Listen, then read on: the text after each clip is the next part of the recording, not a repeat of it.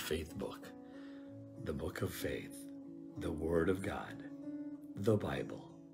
Isang mapagpalang gabi po sa inyong lahat. Today is Monday, FBK Monday po. Ako po yung nasahin. I'm Joe Bedora Jr. from Hillcrest Family Life Baptist Church. Makikita po ang ating pag-aaralan sa araw na to sa Ephesians, Book of Ephesians, chapter 4, verses 4 to 6. Basahin po natin. No? There is one body and one spirit, even as ye are called in one hope of your calling. Fifth verse, one Lord, one faith, one baptism. Number 6, one God and Father of all, who is above all and through all and you all. Tayo po yung manalangin muna.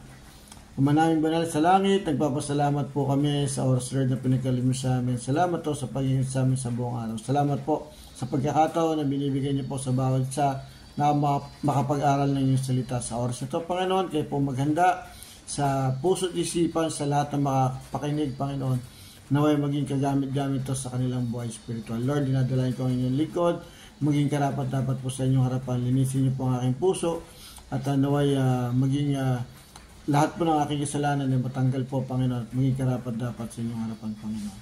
Kayo po makita, maitaas sa Pangalan Jesus. Amen.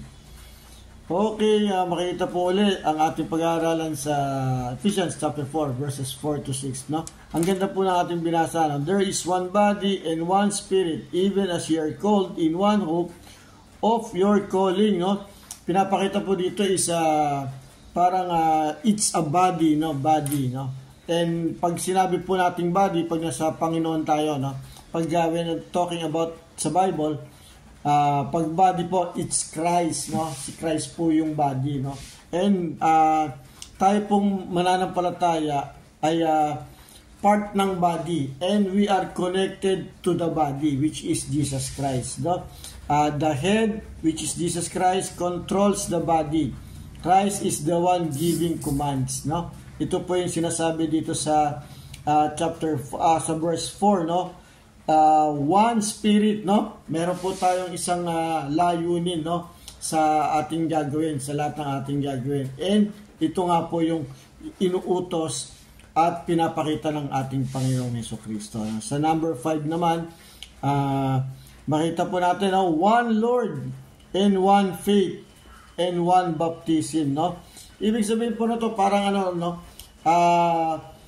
iisang Panginoon, meron rin tayong bagong pananampalataya na nag-iisa, no?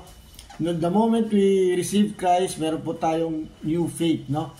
At binibigay po natin to sa ating Panginoon, no? Nananampalataya tayo sa ating Panginoon. At tayo po ay bagong person na rin, no? May bago po tayong pagkatao kasi yung nakalipas po natin ay wala na. No, bagong tao na po tayo, no. We are new person. We have a new faith, no? Kasi meron po tayong dapat lahat po tayong mga mananampalataya ay meron tayong iisang Diyos, no? Dapat iisa, hindi po magkakaiba, iisa, no? One faith, and ito po yung lumalabas na ating identity, real identity with Christ in heaven. Dapat po yung lahat ng ginagawa natin heavenwards, no? Papunta na po ito sa heaven, no?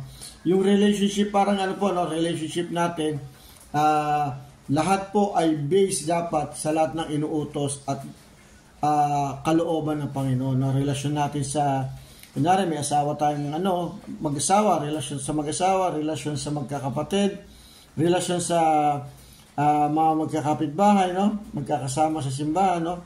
We should be ruled by one, which is Jesus Christ, no? We should be showing our unity, no? Unity sa Panginoon. Iisa dapat tayo, magkakaisa tayo. And number 6, one God and Father of all, who is above all and through all and you all, no? Pinapakita po dito, no?